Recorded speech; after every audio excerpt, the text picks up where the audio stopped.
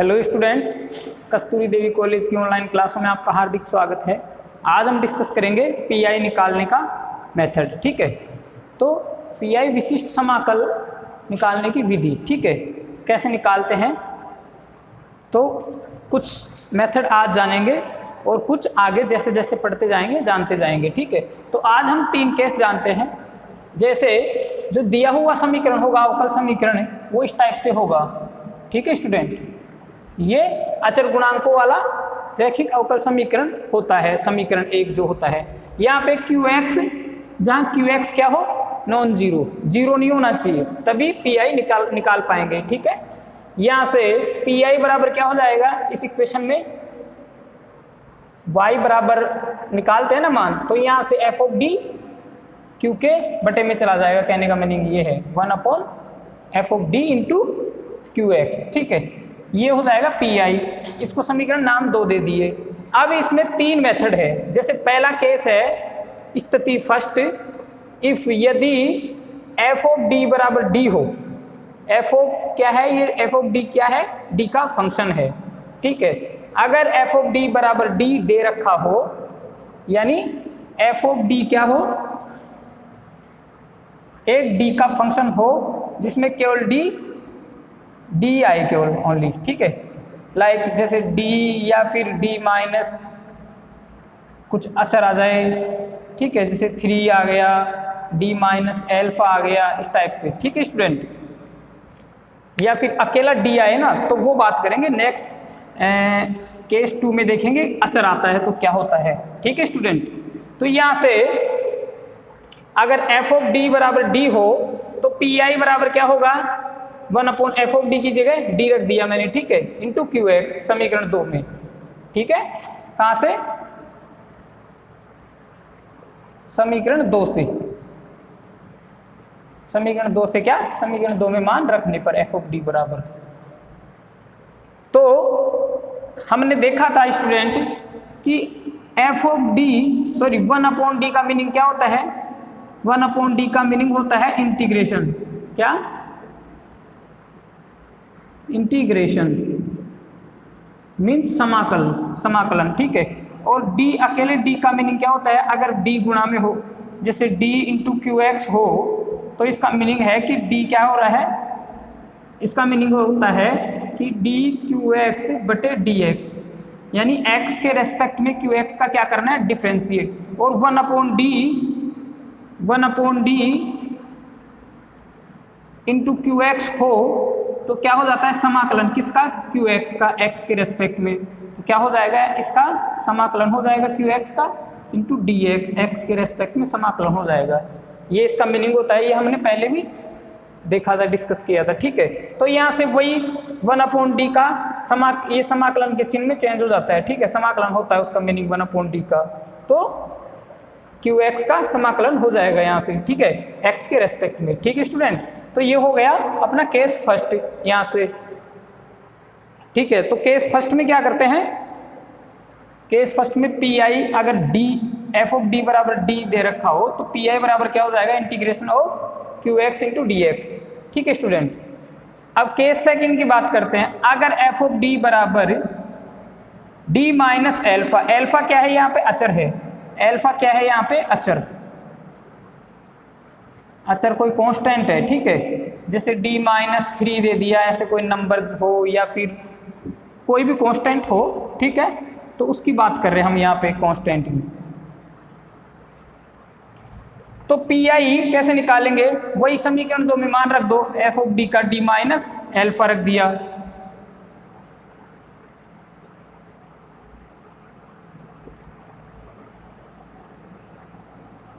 समीकरण 2 से। ठीक है, तो समीकरण 2 से 1/d minus alpha into QX मान रखने पे।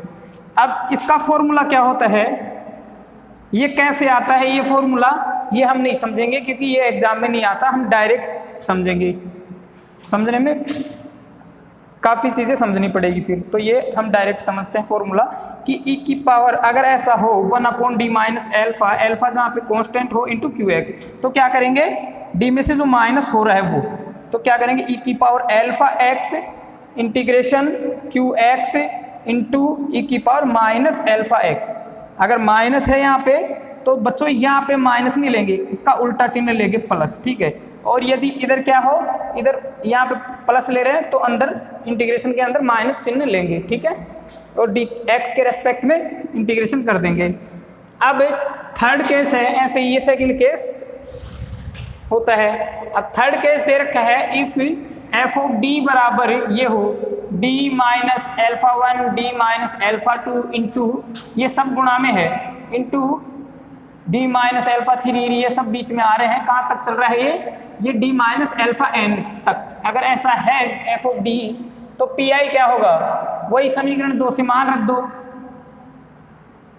समीकरण 2 से एफ ऑफ डी की जगह मान रख दिया यहाँ पे, ठीक है स्टूडेंट। अब यहाँ पे alpha one alpha two alpha dot dot dot alpha n, ये क्या है सब, ये स्टूडेंट सब कांस्टेंट है ये सब, ठीक है। एल्फा वन से alpha one alpha two alpha three ये सब क्या है, ये अचर है, ठीक है। अब यहाँ से मान रखने पे ये आ गया पी आई बराबर 1 upon D minus alpha one into D minus alpha two into ये सब आते रहेंगे, ठीक है। तो डी माइनस एल्फा एन तक आएगा, ठीक है स्टूडेंट। अब यहाँ इंटू क्यू एक्स ये आ गया। अब देखिए स्टूडेंट, ये हमने 12th क्लास में पढ़ा था, क्या पढ़ा था जरा इसका थोड़ा, कि इस टाइप की कोई इक्वेशन होती है जैसे 1 minus x minus one into x minus to, इस टाइप से कुछ होता है। तो इसको हम क्या करते हैं, कैसे तोड़ते हैं, आंशिक भिन्नों में तोड़ देते हैं। कैसे, a upon x minus one plus b minus x minus two, ठीक है। अब यहाँ से फिर क्या कर लेते हैं, ये मेथड मैं समझाऊंगा नहीं, ये 12वीं क्लास का है, आपने पढ़ रखा है, आपको डेफिनेटली आता होगा। ये नहीं आता तो 12th क्लास में उसकी बुक में देखे, ठीक है, आंशिक भिन्नों में कैसे तोड़ते हैं। तो यहाँ से ये a1 a2 और ये जो an है ये क्या है, ये या तो अचर है, क्या है, या तो अचर है या x के फलन होंगे, क्या होंगे, x के फलन, या तो अचर होंगे या तो x के फलन होंगे, ठीक है स्टूडेंट। तो वो जब आंशिक भिन्नों में तोड़ते हैं तो उसमें ये इनका मान निकल आता है इंटू क्यू एक्स। ये आंशिक भिन्नों में तोड़ दिया मैंने, इसको ऐसे तोड़ दिया, ठीक है, जैसा कि अभी लिखा था मैंने। तो ऐसे आंशिक भिन्नों में आप 12th में वो मेथड आता है, वो अगर आपको आता है तो ऐसे तोड़ सकते हैं, नहीं आता है तो सीखिए आप। अब आंशिक भिन्नों में तोड़ने पर ये मैंने लिख भी दिया साइड में, ठीक है। तो पी आई फिर अब ऐसा आ गया तो क्यू एक्स कहाँ अंदर मल्टीप्लाई हो जाएगा एक एक से, जैसे क्यू एक्स सबसे पहले गुणा हुआ a1 वाले पार्ट से, तो a1 upon D minus alpha one into ये आ गया, ठीक है। फिर प्लस डी a2 ये आएगा, फिर a3 आएगा, ऐसे ऐसे क्या आएगा प्लस से, फिर an इंटू ये दिस इंटू क्यू एक्स ये आ जाएगा। अब ये हम केस सेकंड से ये हम पढ़े थे अभी, जिसे अगर केस सेकंड में ऐसे हो 1 अपॉन, अब मान लीजिए a1 बराबर 1 हो तो क्या आ जाएगा यहाँ पे क्या आ जाएगा, सॉरी, अगर यहाँ पे आ जाएगा 1 upon D minus alpha one, ठीक है। अब एल्फा यहाँ पे भी कांस्टेंट था, यहाँ पे भी एल्फा वन क्या है, कांस्टेंट, ठीक है, इंटू क्यू एक्स। तो ये क्या हो जाएगा, फिर समाकलन में चेंज हो जाएगा। तो यहाँ से क्या आ जाएगा, यहाँ से इसको आगे भी एक स्टेप और लिख सकते हैं, यहाँ से आ जाएगा ये कि पी आई बराबर a1 बार आ जाएगा और e की पावर a1 इंटू ई की power alpha one n into x समाकलन क्यू एक्स इंटू ई की power alpha minus alpha one x into d x plus dot dot dot. अब ये बीच में ये मैंने इसका लिखा है a1 वाले फर्स्ट पार्ट का इसका, फिर इसके बाद में a2 वाले का आएगा, फिर a3, फिर 4 फिर A5 ऐसे ऐसे करके AN तक आएगा। तो मैं डायरेक्ट AN का लिख देते हैं यहाँ से। तो AN का क्या आएगा, AN e की power alpha n x integration QX into e की power minus alpha n x into DX। ठीक है, तो ये क्या आ जाएगा, ये इसका PI आ जाएगा ये, क्योंकि ये एक एक फॉर्मूला लगा देंगे ये वाले इस फॉर्मूले से। ठीक है, किससे, इस फॉर्मूले से। ऐसे लिख सकते हो यहाँ पे केस 2 से। ठीक है, तो ये हो गया अपना मेथड थर्ड। अब इनके एग्जाम्पल देखते हैं। अब चूंकि जब तक एग्जाम्पल प्रैक्टिस में नहीं लेंगे, एग्जाम्पल हम खुद हाथ से नहीं करेंगे, तब तक अच्छे से समझ में आने वाले नहीं है। चाहे कितना भी इंटेलिजेंट स्टूडेंट हो, फिर भी उसके समझ में अच्छे से नहीं आएगा जब तक क्वेश्चन नहीं करेंगे। तो हम सबसे पहले अब क्वेश्चन करते हैं। ठीक है स्टूडेंट, तो क्वेश्चन की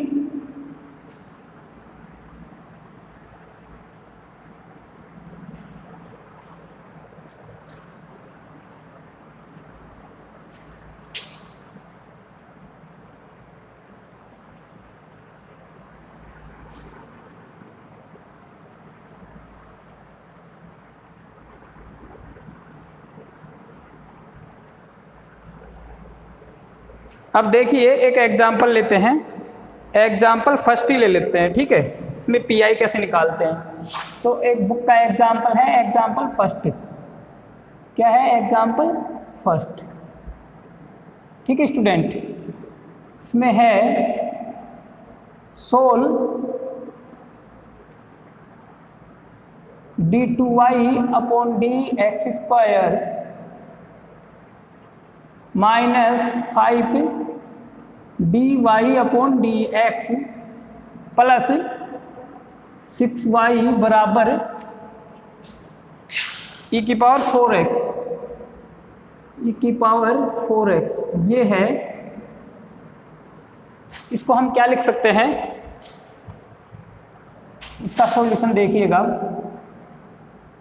इसको स्टूडेंट हम लिख सकते हैं कौन सी फॉर्म में, d अपॉन dx को क्या मान के, कैपिटल D।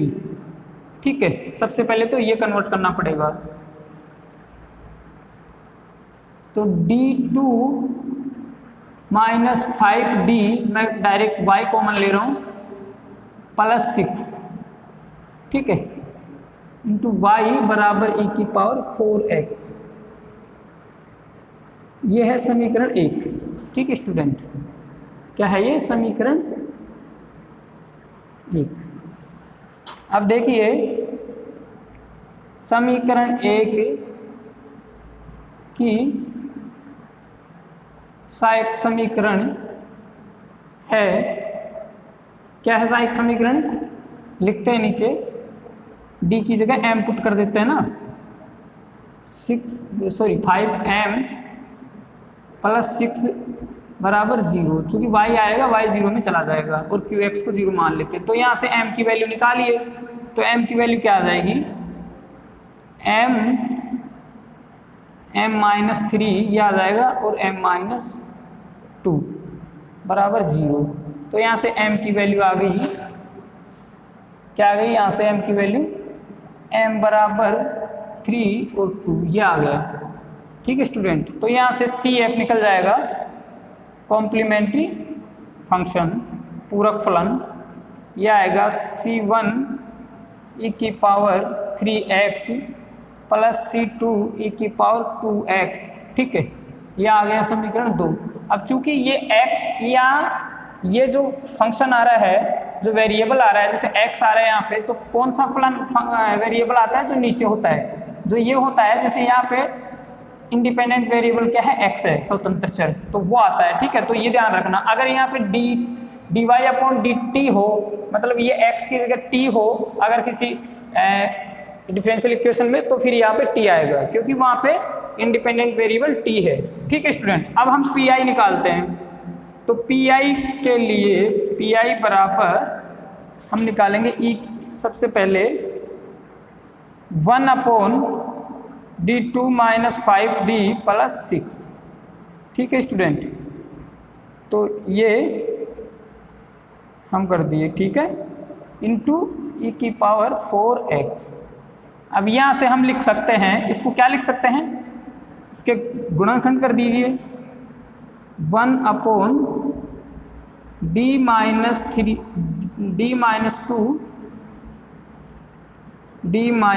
2 और d माइनस 3, ठीक है स्टूडेंट, ये कर दिया, और बार ई की पावर 4x ये आ जाएगा, ठीक है। अब यहाँ से देखिएगा, यहाँ से PI बराबर इसका आंशिक भिन्नों में तोड़ने पर, इसको आंशिक भिन्नों में तोड़ेंगे तो क्या आएगा, 1 अपॉन d माइनस 3, मैं डायरेक्ट तोड़ देता हूँ, माइनस 1 अपॉन d माइनस 2, तो d माइनस 2 और d minus 3, d minus 2 minus d minus 3, ठीक है, तो यहाँ से कैंसिल प्लस 1, ठीक है, ठीक है, मैं इसकी डायरेक्ट तोड़ दिया। आप भी क्वेश्चंस प्रैक्टिस करोगे तो आपको देखते ही आप इसको डायरेक्ट ऐसे कर सकते हो, ठीक है।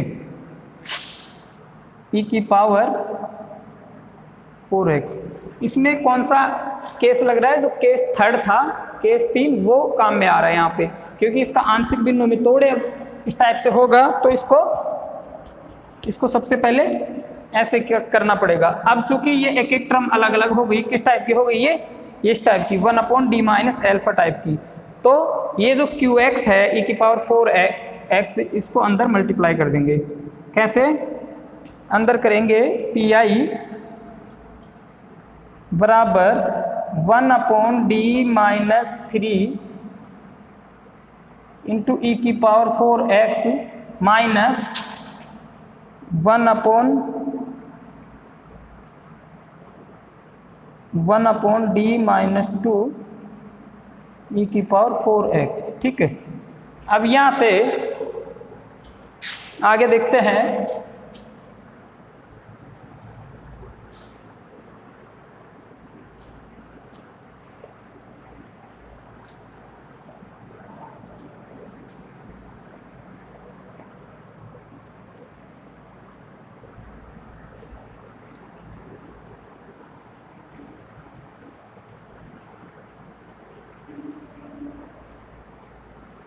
तो यहाँ से ये वाला फॉर्मूला काम में लेंगे, ठीक है स्टूडेंट।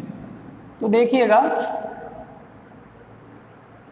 उसके आगे PI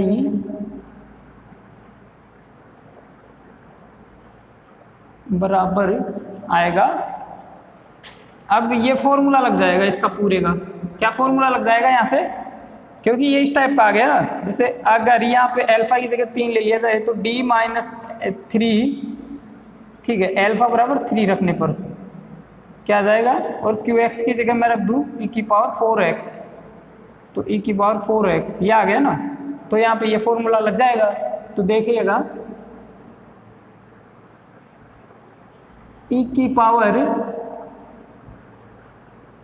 3x, चूंकि ये आता ना अल्फा x, तो अल्फा यहाँ पे क्या है, यहाँ पे अल्फा 3 है और यहाँ पे अल्फा 2 है, तो अल्फा की जगह रखेंगे,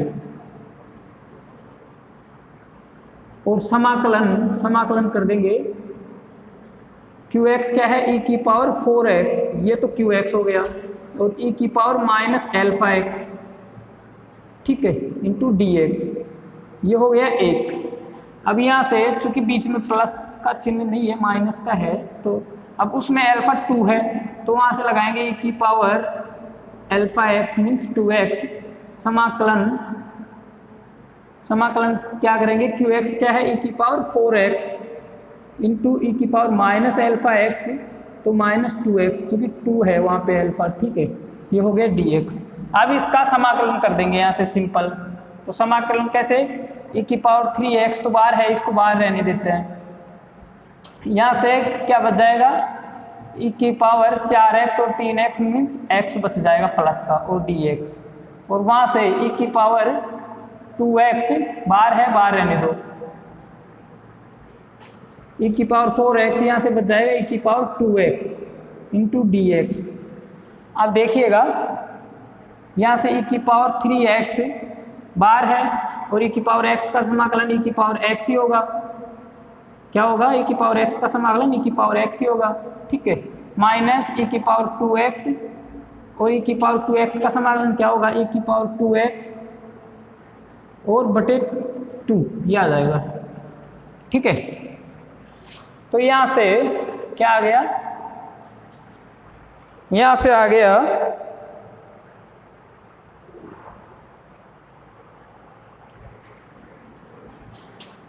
यहाँ से e की पावर 3x और एक x कितना हो गया? e की पावर 4x और यहाँ पे भी क्या हो गया? 2x ये 2x ये, तो क्या हो जाएगा? माइनस e की पावर 4x बटे 2।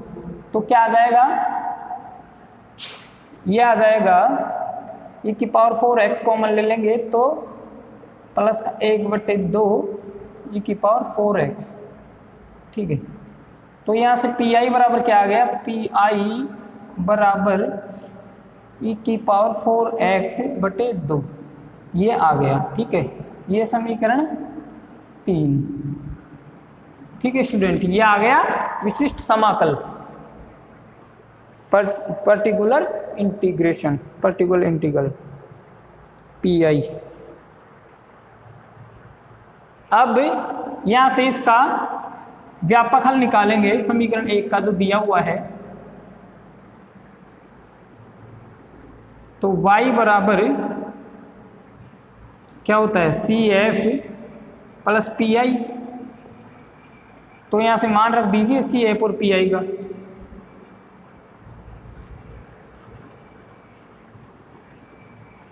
क्या आएगा? C1 e की power 3x plus C2 e की पावर 2x और प्लस e की पावर 4x बटे 2। ये क्या हो गया? y। ये हो गया समीकरण 4। यहाँ पे ये C1 और C2 क्या है? अचर है, कांस्टेंट। ठीक है, समीकरण 4 समीकरण 1 का क्या है? व्यापक हल है, व्यापक हल है, जहां C1 C2 अचर राशियां हैं। क्या है? अचर राशियां। ठीक है, कांस्टेंट्स हैं। तो ऐसे ये निकालते हैं, PI निकालते हैं। अब आप एक भी एग्जाम्पल इसमें छोड़ना नहीं है अपने को। ठीक है, मैं सभी एग्जाम्पल्स मैं यहाँ पे नहीं करवाऊंगा, लेकिन आपको सभी एग्जाम्पल करने हैं। इसमें है टोटल 2 एग्जाम्पल, तो एक तो करवा दिया, सेकंड भी मुझे, चलो सेकंड एग्जाम्पल भी मैं करवाऊंगा या तो उसके जैसा क्वेश्चन करवा दूंगा मैं। ठीक है स्टूडेंट, एक क्वेश्चन है, क्वेश्चन नंबर 5, वो मैं करवा दूंगा क्योंकि same to same example second की तरह है। ठीक है स्टूडेंट, और क्वेश्चंस भी सभी क्वेश्चंस करना कंपलसरी है इसमें। तो आज के लिए इतना ही काफ़ी स्टूडेंट्स। केडी कॉलेज के यूट्यूब चैनल को सब्सक्राइब करना ना भूले और प्रेस बेल आइकन को दबाना ना भूले, क्योंकि उससे नए नए वीडियो का नोटिफिकेशन आपको मिलता रहता है। ठीक है स्टूडेंट, और लाइक और शेयर करना ना भूले। धन्यवाद।